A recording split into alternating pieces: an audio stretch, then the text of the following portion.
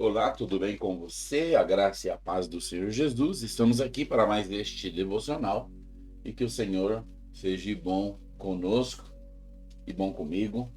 Ontem eu acabei lendo errado o versículo, mas deu tempo de reatar. Vou ficar de olho ligado aqui na Bíblia hoje, mas glória a Deus. Vamos lá. Então começamos aqui o capítulo 16. Nós estamos falando do livro de Mateus e chegamos no capítulo 16, onde os fariseus e os saduceus pedem um sinal do céu. Essas duas figuras, né? Fariseus e saduceus são, são ali pessoas que aparecem no, no ministério do Senhor, e eles são críticos, são doutores da lei e são muito invejosos, por isso que eles acabam indagando, fazendo muitas perguntas, e como Jesus não se dá para eles, eles então bolam um plano para matar o Senhor. Mas eu quero pegar aqui para nós algo. Vou ver se vai ser fácil de achar aqui. Qual é a diferença entre os saduceus e os fariseus? Vamos ler o texto primeiro. Capítulo 16, verso 1 até o 4. Diz assim: Aproximando-se os fariseus e os saduceus, tentando-o, pediram-lhe que lhes mostrasse um sinal vindo do céu. Ele, porém, respondeu: Chegada a tarde, dizeis, haverá bom tempo, porque o céu está avermelhado. E pela manhã, hoje haverá a tempestade, porque o céu está de um vermelho sombrio.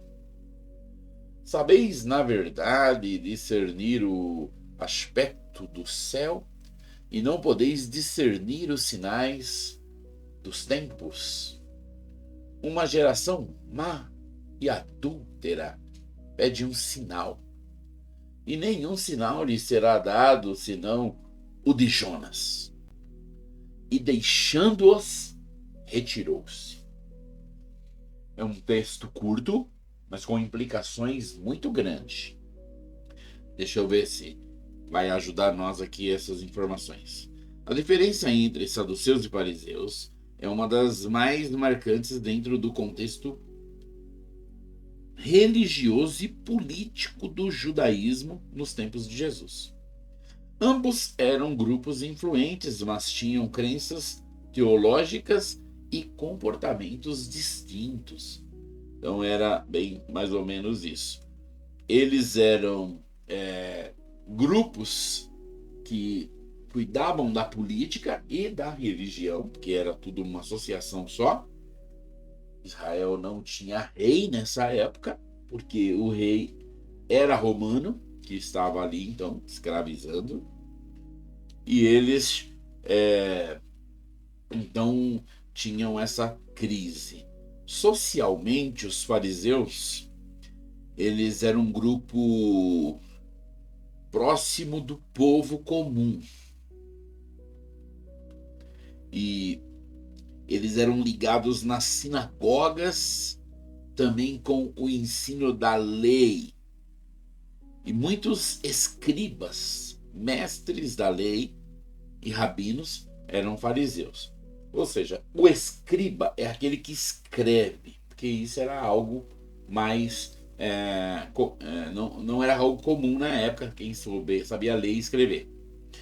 Já os saduceus, eles eram ligados diretamente no templo, com o culto formal.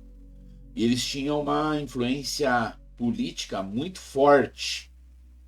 Eles tinham muitas relações boas com os romanos, que eram os dominadores da época.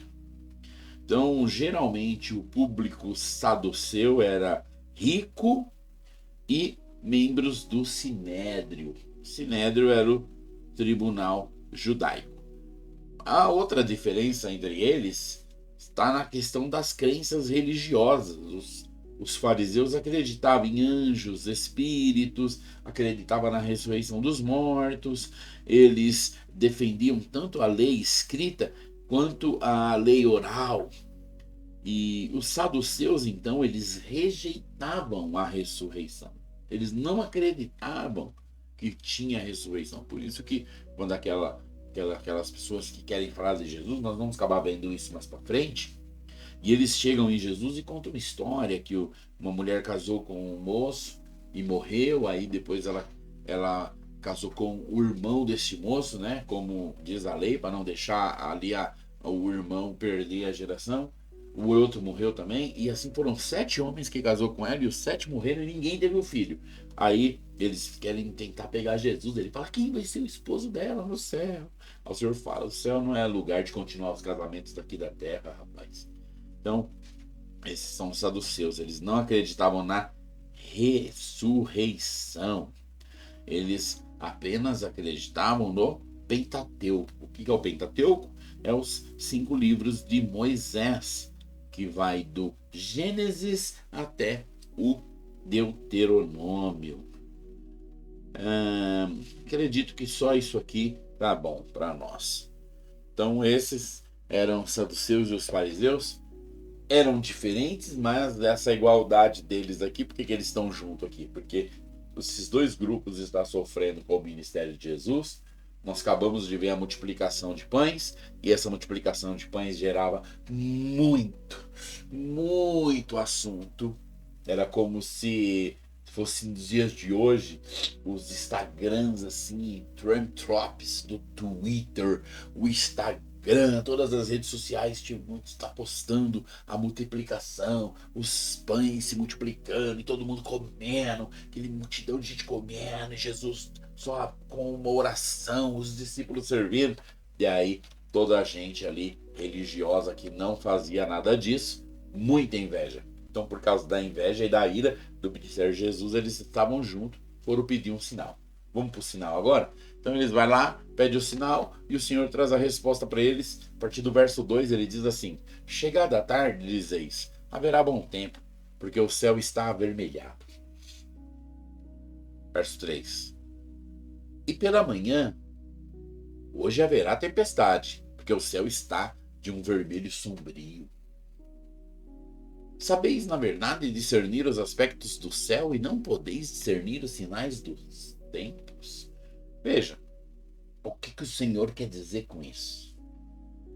Esses fariseus e esses saduceus sabiam muito bem quando ia chover e quando não ia chover. Mas por que o Senhor fala que eles não sabem discernir os sinais dos tempos? Porque tá aqui, ó, o grupo que defende o Pentateuco. Você sabe uma coisa que tinha no Pentateuco? Uma profecia de Moisés dizendo que o Senhor traria um juiz, e esse juiz não julgaria segundo a aparência, porque ele conheceria o coração, porque ele faria justiça, porque ele era alguém de meandros eternos. O Senhor também disse aqui agora para os fariseus que suscitaria um rei para sentar na cadeira de Davi, mas este rei seria de um reinado perpétuo que nunca teria fim. Os fariseus acreditavam nisso. É por isso que você vai ver o cego chamando Jesus de filho de Davi. A mulher cananeia que nós ouvimos falar esses dias atrás, chamando Jesus de filho de Davi. Por quê? Porque ele está na cadeira de Davi e ele vai ser o rei eterno. Quem o chamava de filho de Davi tinha visto que ele era o Messias. A mulher samaritana conseguiu ver que ele era o Messias. Aquela mulher na casa de Simão, o fariseu, conseguiu ver que ele era o Messias, enquanto Simão o julgou porque aquela mulher beijou seus pés. Agora, o fariseu e o saduceu, eles ensinam às pessoas que o Messias virá. Eles ensinam para as pessoas que este profeta do qual Moisés disse virá. Eles ensinam para as pessoas que este filho de Davi virá. E quem é que está diante deles? O profeta, o filho de Davi, o Messias. Porém, eles não conseguem ver. Mas eles vão lá e falam: nos dê um sinal. Mostre um sinal do céu. Se você nos provar que veio do céu, nós acreditaremos. Pera lá, a prostituta não precisou de um sinal do céu. Mas o cara que ensina sobre o céu precisa.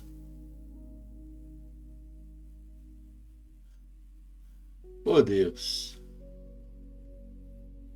Veja, o Senhor aqui, no capítulo 16, já deixou essa linhagem dos fariseus para trás há muito tempo. Capítulo 12 decidiu tudo. O tesouro foi escondido novamente e agora a igreja ela é oculta. Só Deus sabe quem de fato é os dele. Porque estão ocultos. Ah, mas e quem está nas congregações?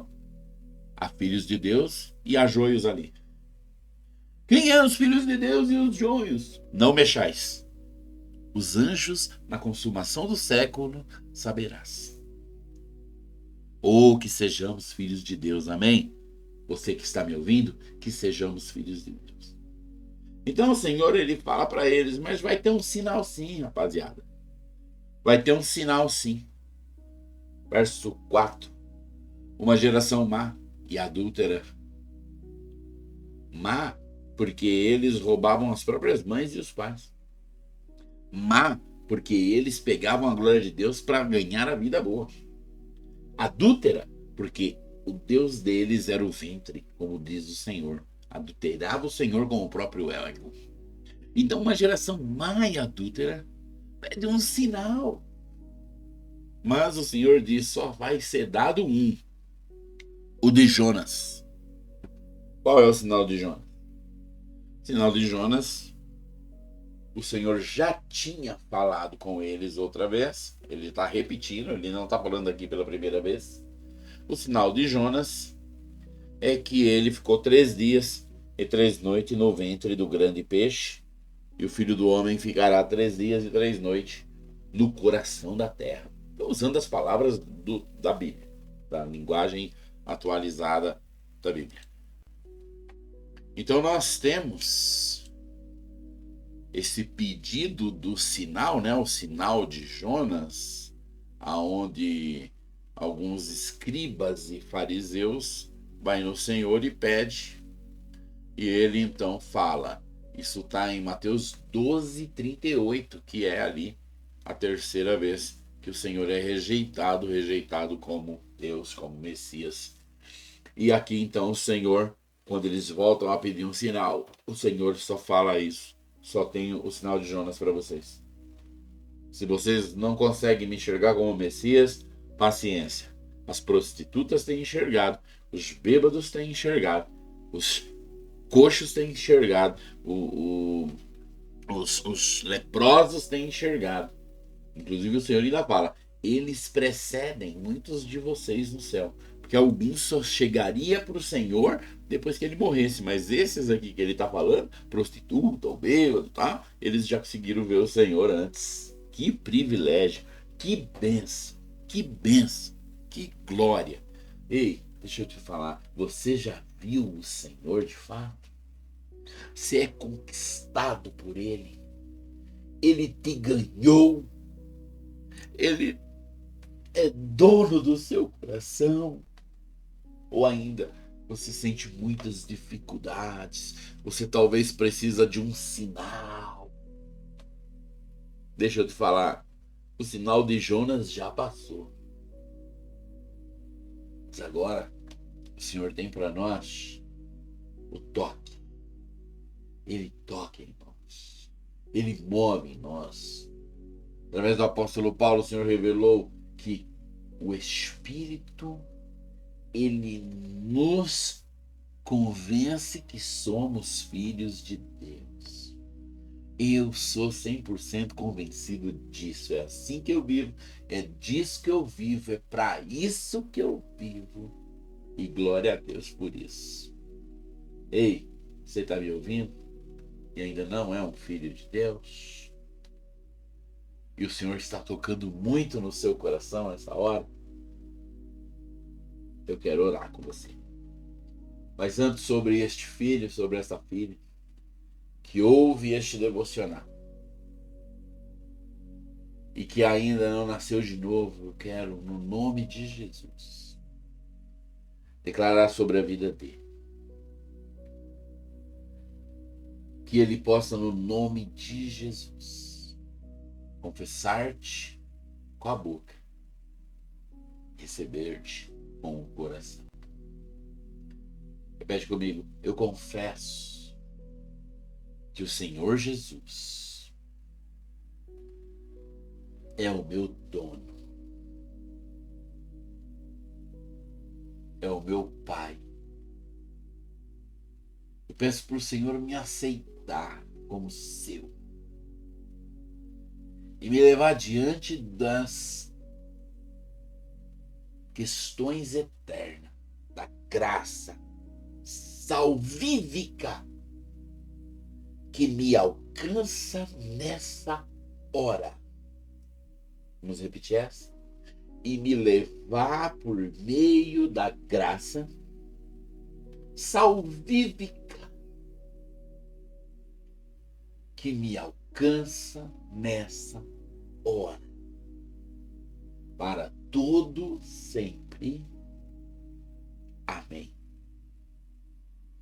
Você fez essa oração? Você sabe qual que é a graça salvífica? É a Amazing Grace. É a graça irresistível.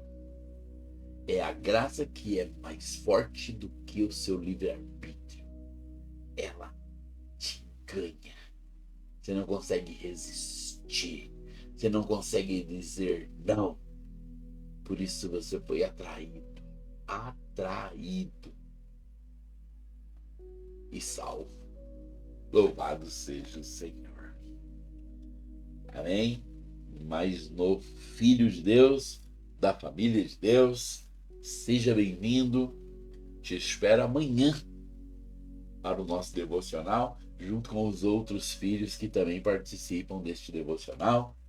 Que o Senhor nos abençoe, nos guarde, para a glória de Deus. Fiquem na paz e até amanhã.